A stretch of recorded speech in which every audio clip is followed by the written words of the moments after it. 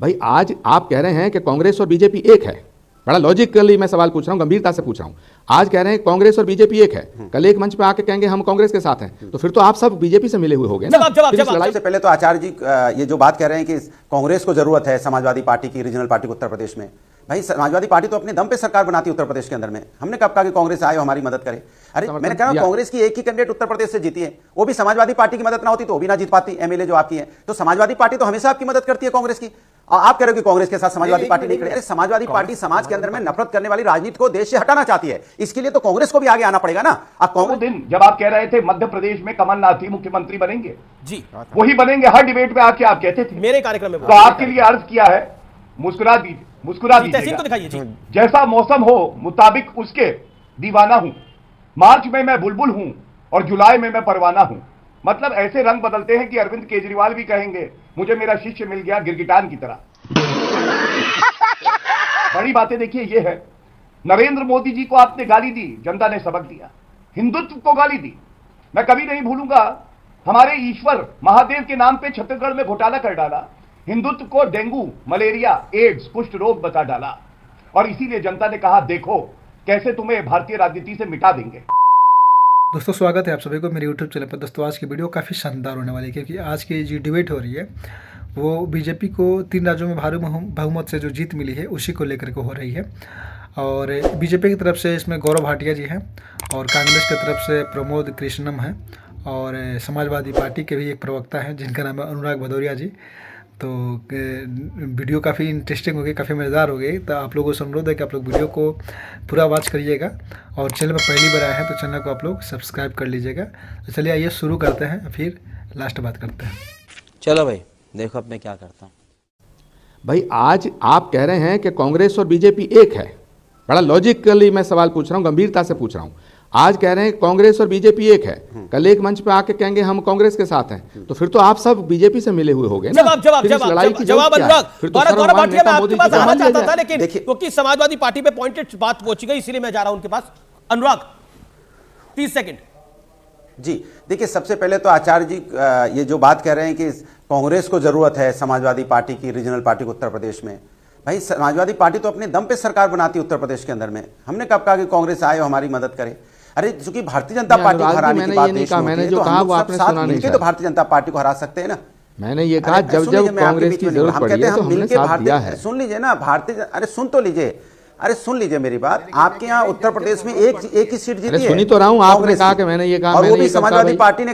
अरे सुनते नहीं, मैंने जो कहा वो उस पे बात करो ना। मैंने ये कहा जब समाजवादी पार्टी को या रीजनल पार्टी को कांग्रेस पार्टी के समर्थन की जरूरत है, कांग्रेस पार्टी ने समर्थन मैंने कहा कांग्रेस की एक ही कैंडिडेट उत्तर प्रदेश से जीती है, वो भी समाजवादी पार्टी की मदद ना होती तो वो भी ना जीत पाती एमएलए जो आपकी है। तो समाजवादी पार्टी तो हमेशा आपकी मदद करती है कांग्रेस की, और आप कह रहे हो कि कांग्रेस के साथ समाजवादी पार्टी नहीं खड़ी। अरे समाजवादी पार्टी समाज के अंदर में नफरत करने वाली राजनीति को देश से हटाना चाहती है, इसके लिए तो कांग्रेस को भी आगे आना पड़ेगा ना। अब कांग्रेस अगर इस माने अगर मध्य प्रदेश में आपके चुनाव में कांग्रेस धुन में रहेगी कि हमें जरूरत नहीं किसी की, हमें गठबंधन की जरूरत नहीं है, हम अकेले लड़ेंगे, हमें गठबंधन का कोई साथ की जरूरत नहीं, तो फिर गठबंधन का मतलब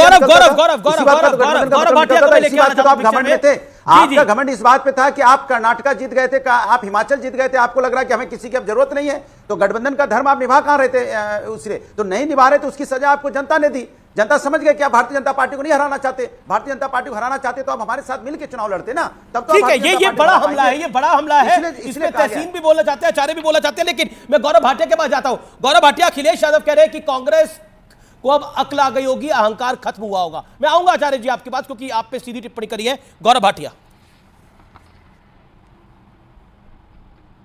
ये जो करोड़ों दर्शक आपका बेहतरीन कार्यक्रम देखते हैं ना अमित जी, इनके मन में भी वही सवाल आ रहे हैं जो मेरे सवाल हैं। मुझे समझ में नहीं आया, तहसीन मेरे साथी हैं, छोटे भाई हैं, कांग्रेस समर्थक हैं, उनको आपने बुलवाया, फिर आप आचार्य प्रमोद जी को बुलवाते हैं, बड़े ही विद्वान नेता हैं, बड़े ही ओजस्वी प्रवक्ता भी, फिर आप ऐसी पार्टी के पास जाते हैं जिसकी साइकिल गई है टूट, जिनसे जनता गई है रूट, पंचर है उनका टायर, हवा है नहीं, और भारतीय जनता पार्टी का प्रवक्ता। गौरव जी, आचार्य जी भी आपकी बात पे मुस्कुरा रहे हैं। आज आचार्य जी भी आपकी बात पे मुस्कुरा रहे हैं और जोर जोर से हंस रहे हैं। आपके देखिए सवाल ये उठता है अरे अनुराग भाई को आज आप इस तरह, अरे अनुराग भाई सुनिए, अभी आप कांग्रेस को सीख दे रहे थे, अहंकार खत्म करिए। अब आप सुनिए, गौरव भाटिया को सुनिए। तो मैं नहीं, इन्होंने कहा साइकिल, तो मैंने कहा उसी साइकिल पे बैठ के देखिए, चले ये, चर्चा- उसी साइकिल से ये यहाँ तक पहुंचे हैं, उसी शांत को गाली करानी दे रहे हैं। बताइए आप, ठीक है, आप बताइए ये हिंदुस्तान की ठीक है, संस्कृति उसका जवाब संस्कार दे तो देंगे। नहीं आप कह रहे हैं है ना कि उसी जिससे साइकिल आप आगे पे बढ़ोगे पहुंचे उसी हैं, को उस गाली देने साइकिल का लगोगे। बहुत बड़ा एहसान है। जवाब देंगे गौरव भाटिया, इंतजार करिए 30 सेकंड। गौरव भाटिया। हाँ सुनिए। अमीर जी, अभी मैंने कहा करोड़ों दर्शक आपके बेहतरीन चैनल और बेहतरीन डिबेट को देखते हैं। पूरे देश के सबसे अच्छे एंकरों में आपका नाम आता है। गली नुक्कड़ की डिबेट तो मत बनाइए ना। कोई अच्छी बात करने जा रहा है, बीच में एक आदमी आ जाए, छाती पीटने लगे, व्यक्तिगत टिप्पणियां करने लगे, ऐसा मत करिए। अब मैं उत्तर देता हूं एक एक करके। तहसीन मेरे भाई हैं। तहसीन, याद है वो दिन जब आप कह रहे थे मध्य प्रदेश में कमलनाथ ही मुख्यमंत्री बनेंगे?